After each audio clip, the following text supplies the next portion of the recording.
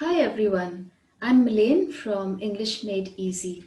I'm an English teacher and I like to make all my lessons practical, easy, and interesting. So if you are looking for an interesting way to learn English, you are in the right place. In my last video, I recited a poem called Louder Than a Clap of Thunder by Jack Prelutsky. I told you how that poem could help to improve your spelling, pronunciation, and vocabulary. I also told you that I would be doing a story in my next video. So here I am keeping that promise. Stories are also an easy and interesting way to improve your English. Listen to the story I have for you today and then read it to yourself. You will find that it improves your spelling, pronunciation, punctuation, grammar, sentence structure, and vocabulary. What better way to improve your English than to have some fun while you're at it? Have you heard of the boy who never grew up? It's a famous story called Peter Pan, full of exciting adventures and innocence and mythical creatures. I have chosen to read an extract from that story to you today in the hope that it will pique your interest and draw you towards becoming an avid reader. The more you read, the more you learn. The more you learn, the better you become. So now I would like you to sit back, relax, and enjoy the story that I am about to read to you.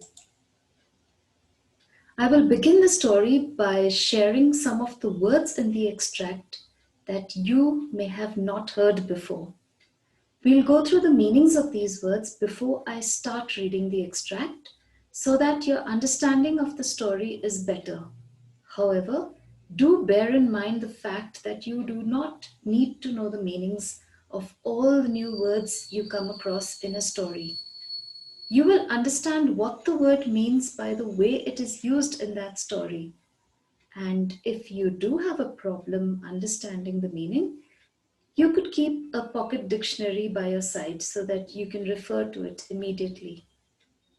At the end of today's lesson, I have two simple questions for you to answer to see how well you have understood the extract. Let's test your comprehension as well. So listen to the story very carefully. And I would suggest writing the answers in a notebook so that you can check the answers and see if you got them right. And then correct your mistakes. Are you ready to begin? You can see the picture in front of you and you will know what the story is all about.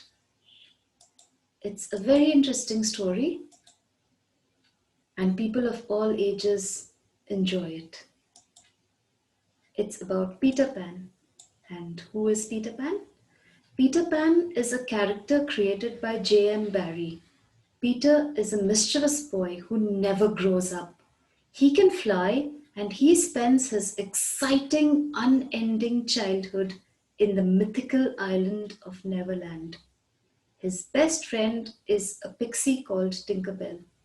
Peter spends his time having numerous adventures and battling Captain Hook. So I'm going to begin, like I said, with some of the new words, some of the words which I think may be new to you. The first new word is rummaging. I will read the sentence to you and you must try and guess what the word means. He was rummaging around in the garage hoping to find the hammer. Do you think you can guess what the meaning is? I have another sentence for you too. Look at this one. I turned towards the pile of clothes and began rummaging through them again. Now can you guess what it means? Let's see if you could. Rummaging means searching untidily through something. So that's how you're supposed to guess what a word means, by the way it is used in a sentence. All right? Look at this. Chest of drawers. You have a picture here to help you as well. I keep all my study material in the chest of drawers by my bed. I can also say, she could not find the small mirror that she had left in the chest of drawers the previous day. And I am sure you can guess what that means. Chest of drawers is nothing but a piece of furniture that has drawers used for storage. It could have few drawers, it could have more drawers. The number doesn't matter as long as it does have drawers in it used for storage, like what you see in the picture. Here's the next new word, shudder. Do you think you know what it means? He began to shudder when he saw the black cat approaching him. I could also say the idea of crossing the graveyard at night made her shudder. What do you think shudder means? Let's see if you guessed it right. To shudder is to shiver and shake with fear. This is the next word, ceremonies. They decided to organize the ceremonies by the lake that year. He forgot to take the bouquet of flowers to his friend's marriage ceremony. So what does ceremony mean, or ceremonies? Ceremonies are formal gatherings, any kind of formal gatherings. Here's another new word, draggled. Not dragged, but draggled. The bedsheets looked draggled.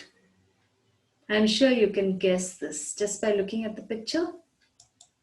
Her purple gown looked draggled when she had finished gardening. You can imagine what someone's gown would look like when she finishes gardening. Let's see if you guessed it. Draggled is dirty, wet, and muddy. Here's another word, clenched. Look at the picture and you will know what clenched means. He clenched his fists and got ready to fight. Guessed it? I'm sure you did. The knife was clenched in one hand as she walked downstairs to the door. Clenched means pressed together tightly. Glee is the next new word. The children shouted in glee when they heard what their grandmother said. Can you guess what it means? Here's another sentence. When he managed to get a ticket to the match, he danced about in glee.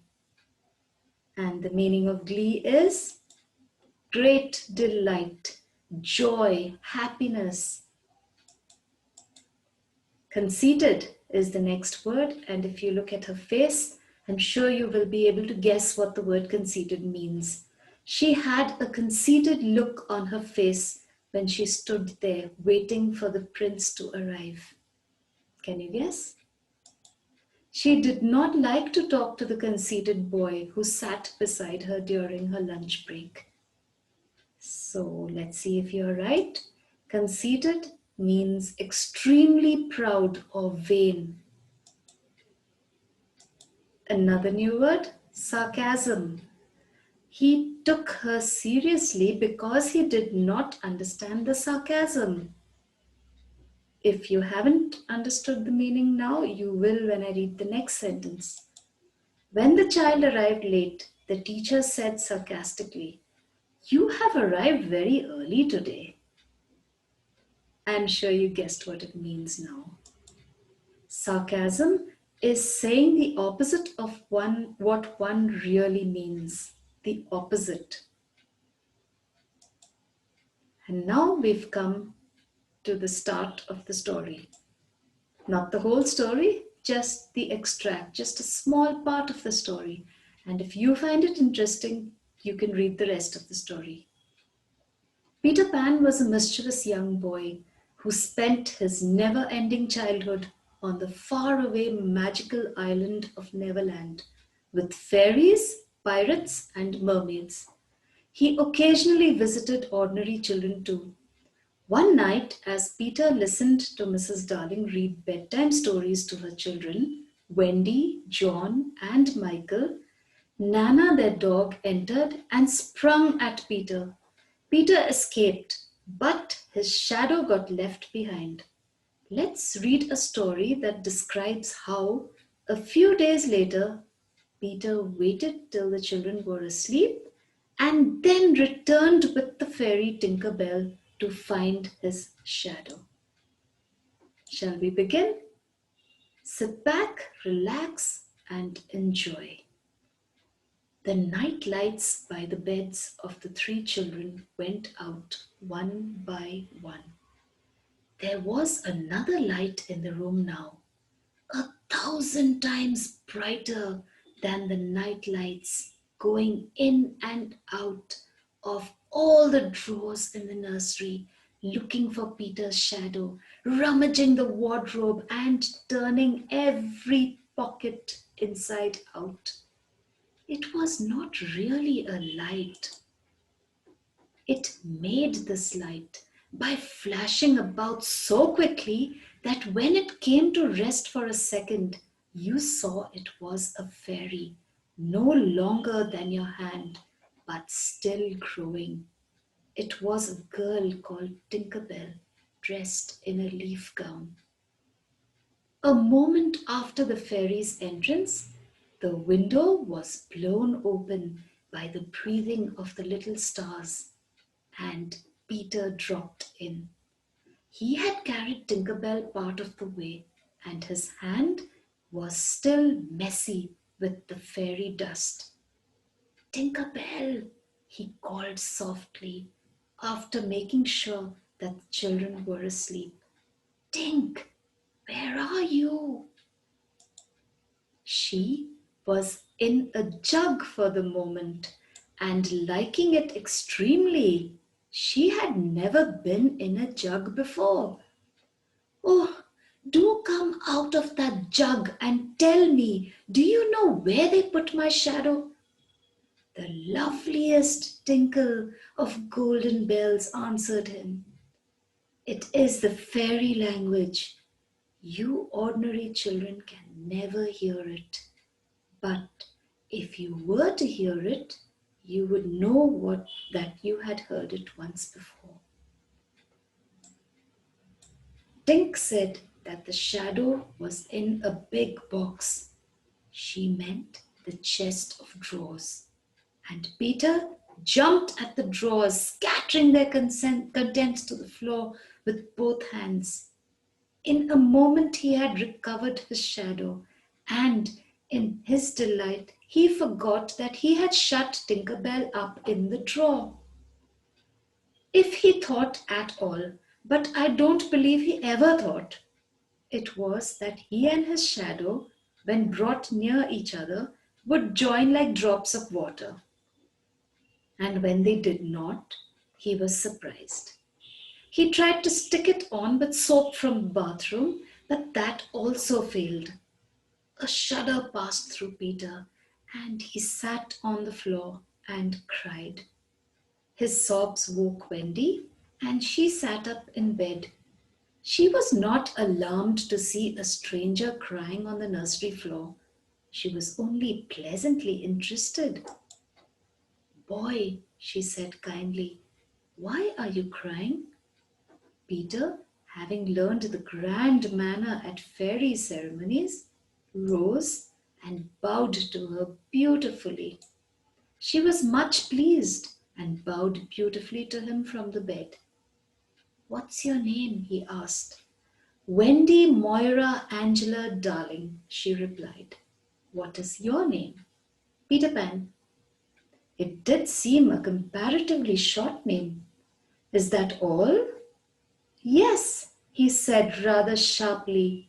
He felt for the first time that it was a short name. I'm so sorry, said Wendy Moira Angela. It doesn't matter, Peter replied. She asked where he lived. Second to the right, said Peter, and then straight on till morning. What a funny address! Peter had a sinking feeling. For the first time he felt that perhaps it was a funny address. No, it isn't, he said. Then Wendy saw the shadow on the floor looking so draggled, and she felt sorry for Peter. How awful, she said. But she could not help smiling when she saw that he had been trying to stick it on with soap. Fortunately, she knew at once what to do. It must be sewn on, she said. I shall sew it on for you, she said, and sewed the shadow on to Peter's foot. I dare say it will hurt a little, she warned him. Oh, I shan't cry, said Peter, who was already of opinion that he had never cried in his life, and he clenched his teeth and did not cry, and soon his shadow was behaving properly. Peter was now jumping about in wildest glee. Alas, he had already forgotten that Wendy was the one who attached his shadow. He thought he had attached the shadow himself. How clever I am, he crowed. Oh, the cleverness of me. Wendy was shocked. You conceited boy, she exclaimed with sarcasm. Of course I did nothing. You did a little, Peter said carelessly, and continued to dance. A little?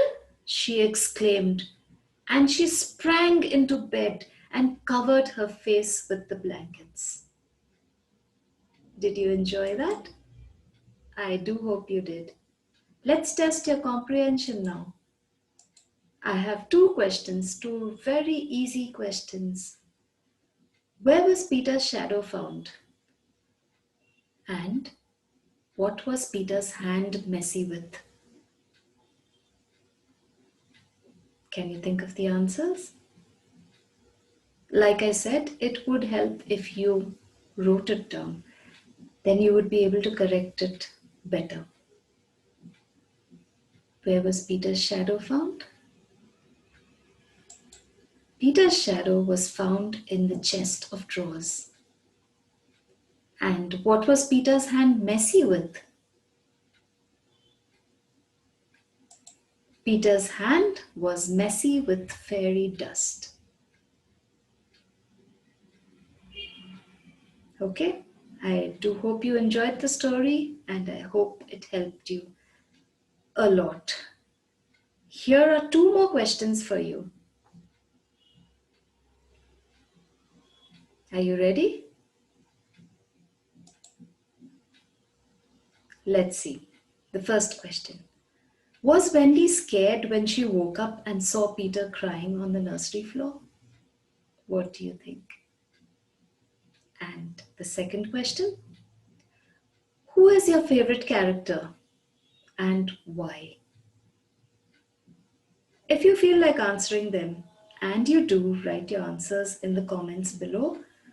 I assure you that I will correct your answers and I would actually love to hear your thoughts on the second question. Now it's time for me to end this lesson. Thank you for watching and we'll meet again soon. Until then, cheerio.